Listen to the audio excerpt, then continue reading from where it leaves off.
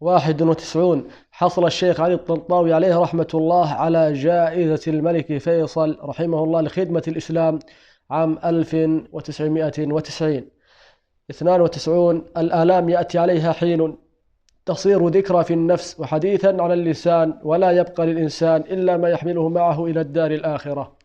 93. وهل يحتاج الإسلام إلى من يخدمه ويدعمه؟ إن خدمته شرف للخادم لا سد حاجة في المخدوم. 94. الإسلام قوي بذاته مؤيد بتأييد الله له، انظروا كم حاقت به من شدائد، وكم اجتمع عليه من خصوم، وكم وضعوا لحربه من خطط، فكان النصر أخيرا للإسلام. 95. راية القرآن إذا رفعت لا تخذل أبدا، وسيف محمد إذا ضربنا به لا ينبو أبدا. 96. وما